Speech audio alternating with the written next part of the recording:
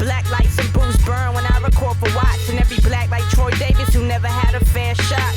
All black everything. Welcome to Left to Black. I'm your host, Mark Anthony Neal. We are joined today by Professor Barbara Ransby, who is a distinguished professor of African American Studies, Women and Gender Studies, and History at the University of Illinois at Chicago, where she also is the director of the Social Justice Initiative. She's the editor of the journal Souls and the author of 3 books, Ella Baker and the Black Freedom Movement, A Radical Democratic Vision, published by UNC Press in 2003.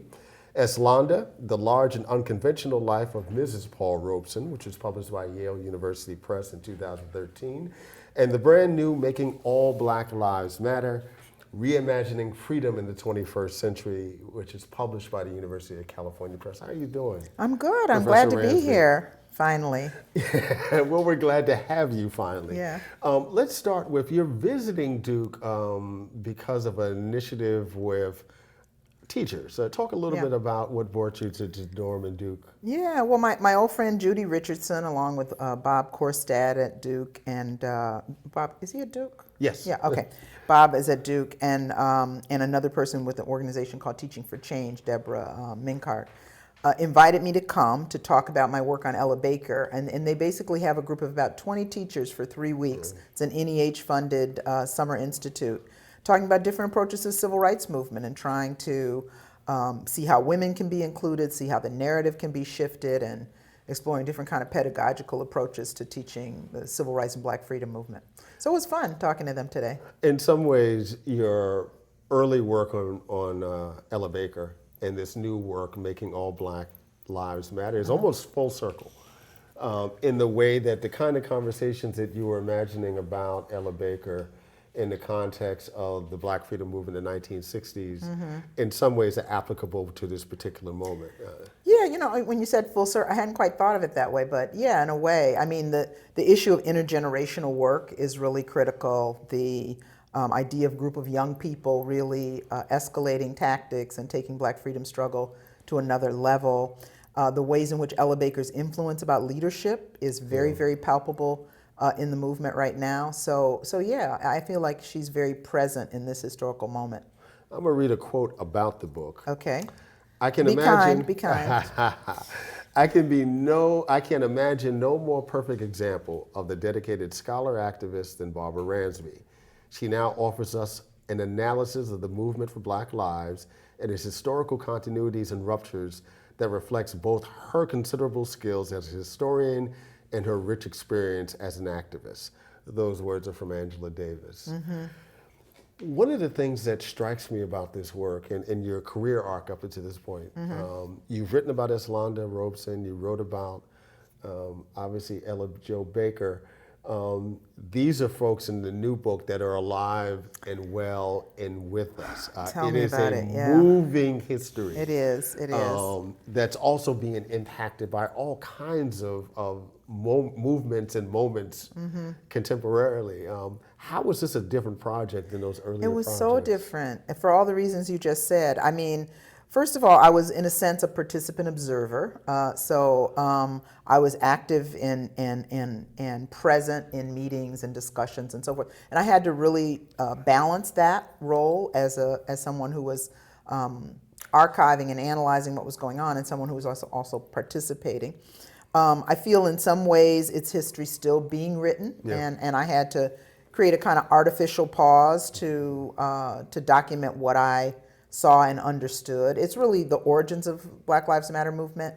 But I feel like from 2014 to 2016, really with the election of Donald Trump, there was a turning point in the movement. I think people really stopped and took stock and mapped out a different kind of trajectory for the movement going forward. So I think it was safe to look at those really 2 to 4 years, from the murder of Trayvon Martin in 2012 to the election of Trump as a kind of apex of Black Lives Matter movement, and to look at what some of the trends and characteristics were, some of the advances in terms of our thinking about Black struggle, and the centrality of particularly women and feminists and young Black queer people. You say, when you describe the movement for Black lives, that it is ideologically grounded in U.S. Black feminist politics, right? With a particular intentionality to intersectionality. Yes. How did we get to that place, right? Because in some ways, when you think about Miss Garza and Miss Tometi,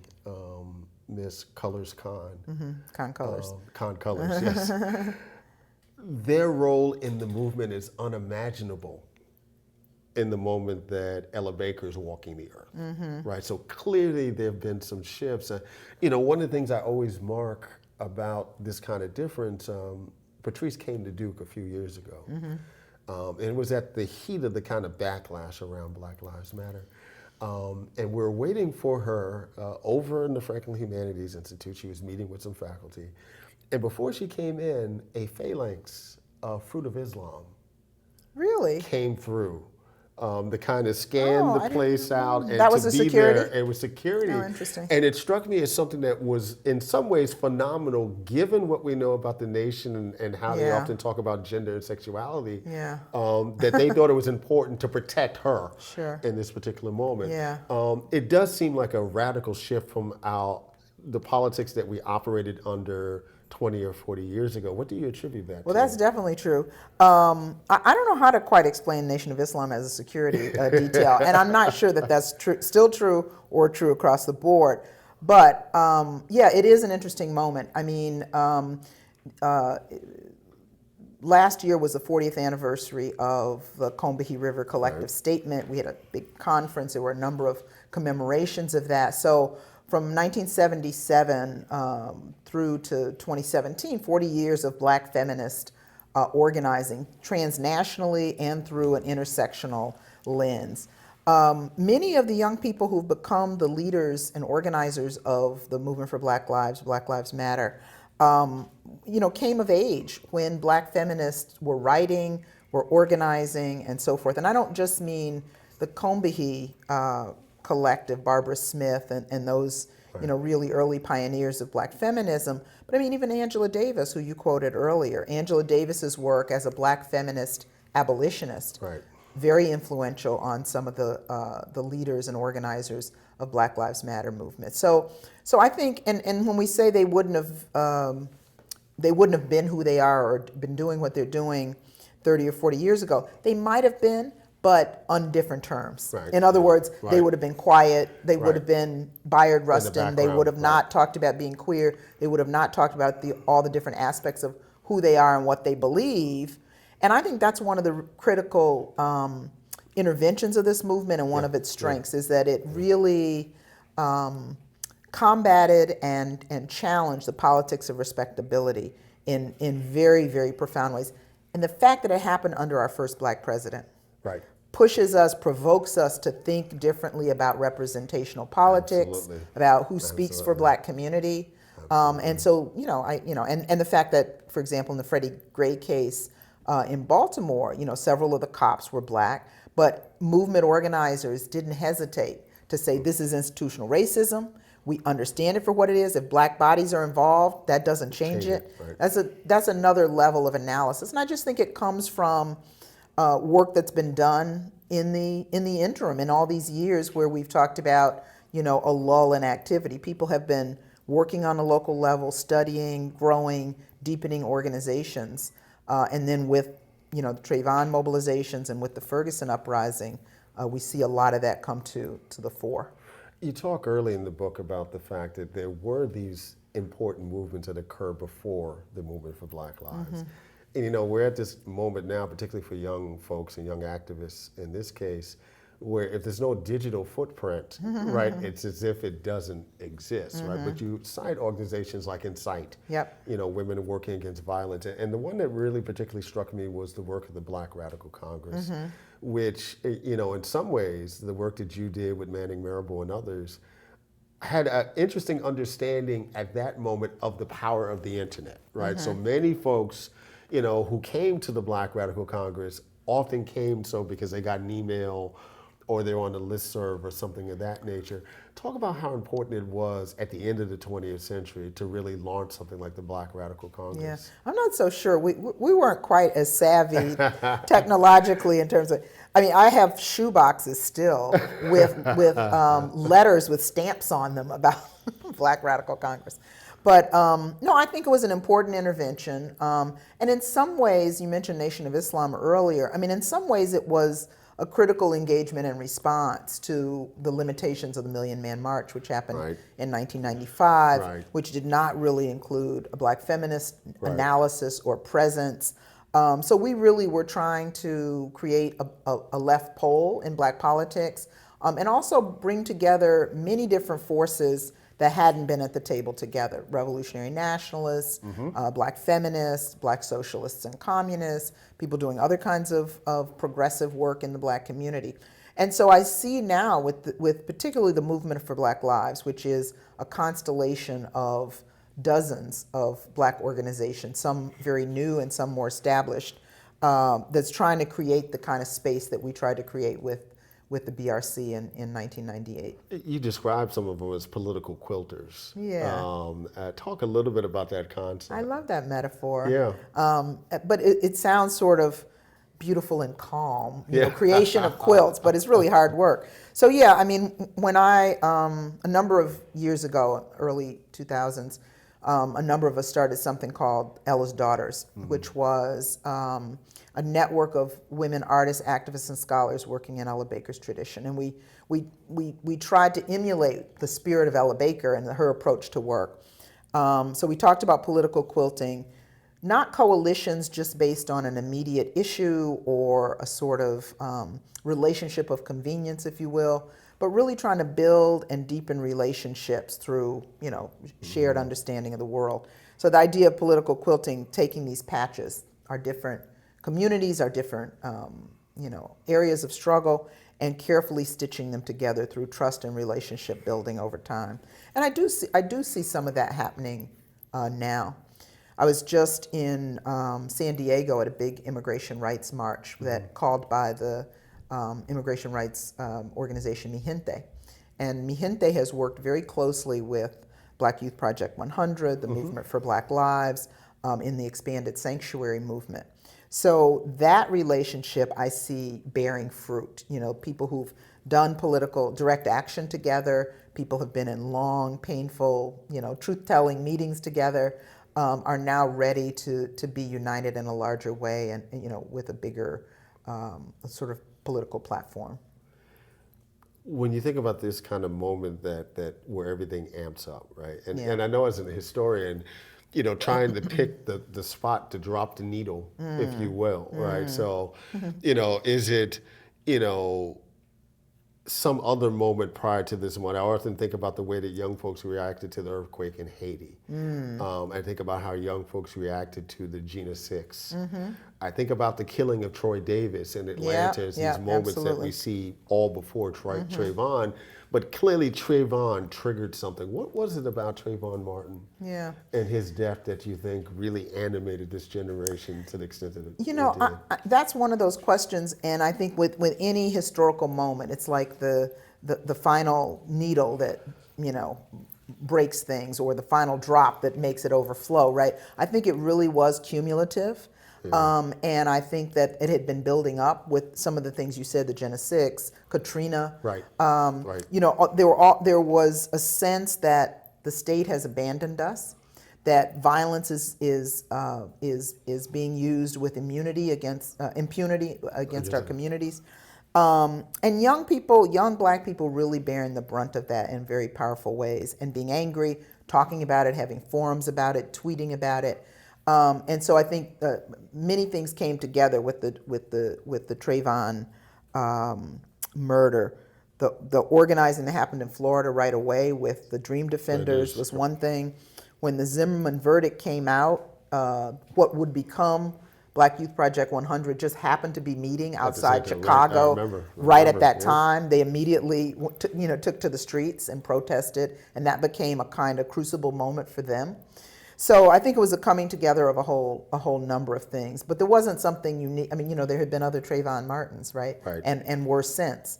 So it wasn't a uniqueness of that particular case. It was a timing and the confluence of circumstances, but also it was a cumulative effect of what people have been feeling. And I always say, you know, there are these moments or these ruptures, but how we're ready for them, like what have we been thinking and talking about and anticipating before that happens, is what determines the public outcry. Yeah, I often thought that the earthquake in Haiti, and particularly the Troy Davis case, actually helped young folks think there were infrastructure in which they could use social media. Yeah. So by the time that Trayvon came along, it was fine-tuned in a certain kind of way. As a tool and and it was, I'm not going to understate it. It was a powerful mobilizing tool to get the word out about protests, but also to galvanize that visceral reaction.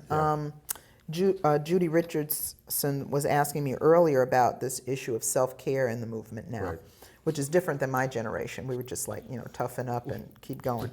But it's a healthy thing and it's a good thing. But why I think is really important for this generation of activists, the trauma that comes from watching and rewatching over and over and over on social media, these murders and assassinations. We saw gruesome images in our time in terms of activism. I remember, when Fred Hampton was killed, there were photographs, and certainly Emmett Till's mutilated body. All of these were just searing images. But to see over and over, tweeted 100 times, 1,000 times, these images, it creates a certain kind of trauma, I think, among this generation of organizers that they have to, be mindful of and be attentive to. You're watching Left to Black. I'm your host, Mark Anthony Neal. We're here, as always, at the John Hope Franklin Center at Duke University. We are joined by historian Barbara Ransby, talking about her new book, Making All Black Lives Matter, published by the University of California Press. Were you surprised at all, not by the backlash directed at Black Lives Matter, but the nature of the backlash? And by that way, I mean this kind of notion of making all lives matter, right? Yeah. Which is, you play with, obviously, in the title of the book. Yeah, that was one pushback, and that didn't surprise me. I think one of the contributions that Black Lives Matter has made, and we sort of say movement for Black Lives, this is the sort of more inclusive term, but the contribution it made is it recentered a discussion, particularly of Black struggle and Black leadership and Black organizing. And anti-Black violence. And anti-Black violence is what it's responding to, right? And that can be easily diluted or invisibilized. And I think that the broader coalitions are absolutely critical. But there's a way in which we had moved away from a discussion of the historically specific, place-specific nature of anti-Black racism. And so, so I'm not surprised that the backlash would be, why focus on one group? Everybody has, everybody has pain, don't all lives matter? And of course, it's a ridiculous argument because of course all lives matter, as all of the organizers and spokespersons for the movement have said. That's actually part of the critique that the Movement for Black Lives is making. Yeah, that some lives matter more than others. Right? Some lives are more vulnerable than others. And in fact, if you focus on some of the most vulnerable, you make everybody safer because you eliminate some of the conditions that are impacting all of us, some of us bearing the brunt much more than others. So I think that's really the key. The other backlash, of course, has been, from the state and from government, identifying Black Lives Matter organizers as Black identity extremists and other kinds of things, and trying to link them to a kind of image of terrorism that is itself racist and anti-Muslim. So there's been all that kind of pushback in this era, and I think it's not surprising. It is part of the landscape, I think, that organizers today have to deal with. And I think they have dealt with it well in terms of, reasserting themselves, not backing down and shrinking from it and being defeated or fearful, but soberly and principally responding. I know, folks during the 60s, SNCC, SCLC, King, even the Black Panthers, had some ambivalence about the use of violence. And particularly when violence was enacted in ways that they might have set in motion, but no longer had any control of. When we see the explosive realities in Ferguson and then Baltimore a year later, for those organizers on the ground, how are they dealing with this violence. I mean, they were protesting in the street, but it's Yeah. and some of it is a reaction to the state, Yeah. right, trying to control them, right? Yeah, But yeah. when you see drugstores, Yeah. kind of go up in flames in Baltimore and those Mm. kinds of things, how are they reacting to on the ground to this? Yeah. So this is a really important question, and I think I mentioned to you earlier. I've just come back from Haiti just a week ago. Literally a few days after I left, Haiti exploded in very violent protests. Right, tires burning in the street and people protesting government policies. IMF inspired and encouraged government policies in terms of raising fuel costs. I mean, the IMF insisted that they remove the tariffs that subsidized fuel costs, and of course the price was going to go up significantly. The government backed off from that, but people were in the street, and I think a lot of political organizers in Haiti, encourage people to protest, right? But it's not scripted, and once it begins, there's not a single person that has control over what thousands of people are going to do. Right. That's true in Port-au-Prince. That's true in Ferguson. That was true in Baltimore. But I do think it's important to make distinctions between attacks on property and attacks on people. And I grew up in Detroit in the 1960s and 70s. I was 10 years old during 1967 rebellion, and I remember it very, very vividly. And I was trying to make sense of it as a kid. But what I did see too, kind of on the inside of it, I wasn't fearful of my neighbors or people who were doing looting in the neighborhood. I was fearful of the National Guard coming down the street, and of the cops with really, really big guns and all kind of armor. So in Ferguson, many of the people who were there suggested the police really provoked and accelerated the situation in terms of violence. That it got to the point that it did, in large part in reaction to a lot of state violence.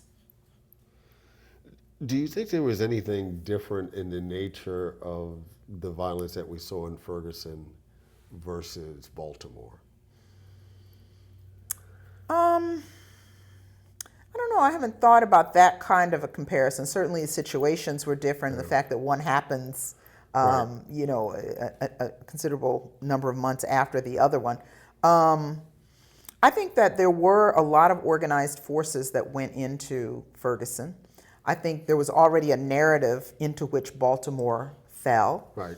And of course, the big difference is you had black leadership in city government in Baltimore in a way that you did not in Ferguson. You had almost all white police force in Ferguson. So the sense of a city that was occupied by people who didn't live there and who were, obviously many had racist attitudes toward the black community. You had a lot of black cops in Baltimore, and you had a black mayor and all of this, and still the devaluation of the life of a young black man, Freddie Gray. And less than an hour from a black president. Yeah. You're in Chicago. I am. And you've been there for a while, so you've been able to see Barack Obama in many different roles, right, including becoming president. How much of what we saw around the organizing, one of the things that strikes me about Trayvon Martin, I wonder if the reaction to Trayvon Martin, given all the historical frustration, it looks different if it's during George Bush's presidency or later during Donald Trump's presidency, that part of the frustration might have been that, in fact, it was occurring in the context that, this kind of state malfeasance, that the black president, in fact, is the face of that malfeasance. Yeah. No, I think that's absolutely true. And one of our journalist friends, I can't remember which one, it might have been, I can't remember who it was, but there's a line at the end of one of the articles about Movement for Black Lives, which says maybe we had to have a black president in order to understand the limits of a black president. So I think both, it could have been the expectations, like black people are still getting shot in the street even though we've got a black president, or it could be we now understand this notion of systemic and institutional racism, whatever the color of the players, right? Because we have a Clarence Thomas in the Supreme Court. I mean, that in very explicit way, does not deliver in terms of the interests of black people in the country, that we know. But, to have a black president and to still not feel safe. And it's, when we analyze it, of course, we understand how that works. The nature of the job that Barack Obama was elected to do was one that still had white supremacy in place, had racial capitalism in place, and these are oppressive systems that we suffer under, and it will take a large mass movement to change that, and a lot of other changes, not the election of a single person. When we go back to Ms. Garzer's tweet, which has often now been described as a love letter to black folks. She described it that way, I think. Yeah. You, in fact, in the book with an epilogue, which you describe as a love letter to the movement. And it's a, kind of a personal reflection. You mentioned that you played this role as kind of a participant observer. But for someone who's been doing organizing as long as you've done, that's been committed to both that side of the work, but also the work in the classroom, what ultimately did the movement for Black Lives, or what does it mean for you at this stage in your life, in your career? Yeah. I'm honored that the group of organizers, most of whom are quite a bit younger than me, have included myself, Makani Temba, Denise Perry, Kathy Cohen, a number of people who have been close to the work over these past few years. So I feel honored to still be involved and included and considered, a fellow activist, a comrade, a sister, sometimes an elder. I'm still struggling with that. I say I'm not an elder. I say elder sounds cooler than elder, and then Yelda is a young elder. So I've renamed that category. But I mean, I feel pleased to be included, and I do see forward motion. I mean, I feel very good that they're not making some of the mistakes that my generation of organizers did. That they are attentive to internal accountability within the movement. They are attentive to self-care. I mean, I think we need to have collective care. We need to care for each other, not just ourselves. But the fact that they are eschewing the politics of respectability, that they're very irreverent. And I think that there's something cathartic about that. Yeah. Like, we want our freedom. We don't care if you don't like it. We don't care if it doesn't sound, sweet or polite. So I think all those things are good and healthy. I think they're serious. There's things we struggle about. There's things that I'm in their ear about all the time, and sometimes they swat me off, and sometimes they listen. But I feel like it's a step forward. I feel there's a lot of work to do, and when I travel to other places in the world, I think a lot about what would true social transformation look like in this country. And when I was 18, I thought it would be an event, that one day we would get free. But now I certainly, in the spirit of Ella Baker, see it as a process. And, I'm happy to still be around to be a part of that process, but I think it's quite protracted and layered and complicated, and, we have to be in it for the long haul. We've been joined today by historian Professor Barbara Ransby, who is Distinguished Professor of African American Studies, Women and Gender Studies, and History at the University of Illinois at Chicago. She joined us to talk about her new book, Making All Black Lives Matter, just published by the University of California Press. Thank you for joining us. Thank you for having me. It's great to be here, and thanks for the work you're doing on Left of Black. Thank you, Barbara. Black lights and booze burn when I record for Watts, and every black like Troy Davis who never had a fair shot. All black everything black, culture over everything, y'all. We taking it back.